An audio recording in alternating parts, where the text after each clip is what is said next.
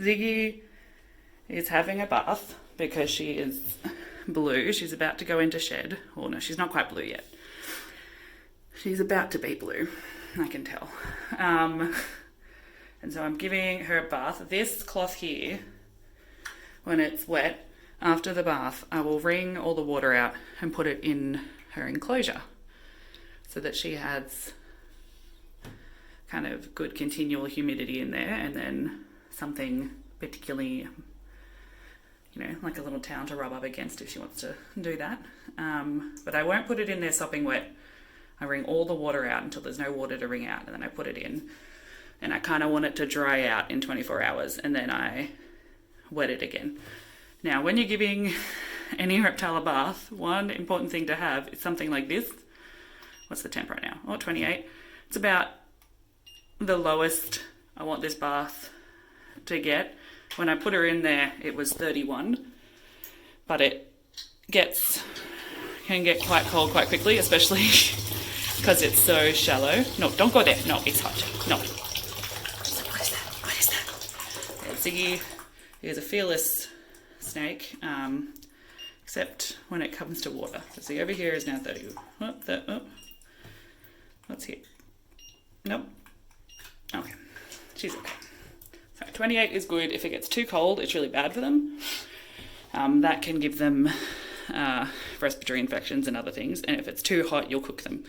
So it kind of feels warm, but not too warm. But what I would suggest is you have I use this to also check their temps in their enclosures all around whenever I want. I'll check out what they are. And I use it for their baths. Yeah, she'll probably soak in for a little bit longer. I'll put a little bit more. I'm not going to just put hot water. I'm going to put some cold water in too, so it's not, in case she does go over and touch it, she doesn't. Well, I suppose she'll learn. Yeah.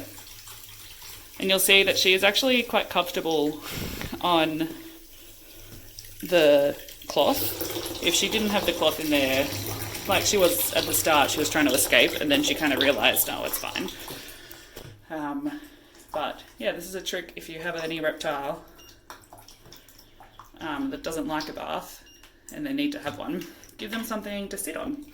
So you could bring in something like this, so she's still, most of it's in the bath, and the part, lots of it that's not, is touching this here. Oh, I'm so sorry to hear her.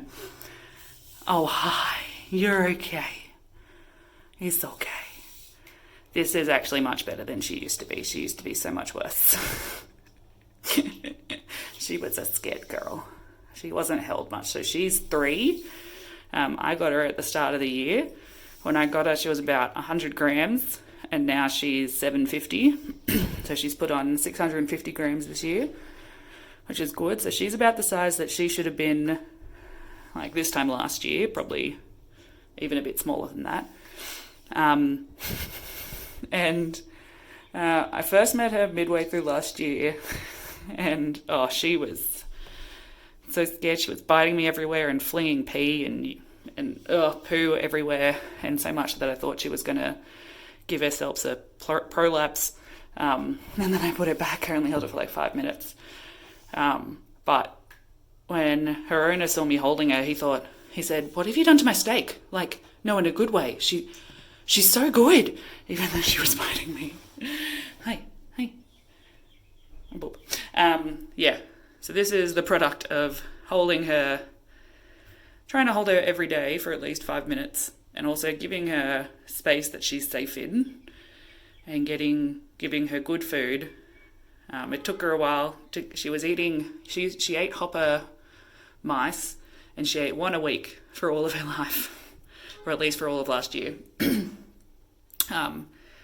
It took me a while to get her on bigger food, because she'd try to eat it and then she'd get to the arms, and it took me a while. I watched her eat, and I realised that she wasn't rejecting rats, because I got her to eat pinky rats that were small. She just would get to the arms and be like, oh no, it's too hard. And so I had to slowly up her feed until she was bigger, and just follow feed and give her 2 or 3 in a row of the hopper mice and the other things.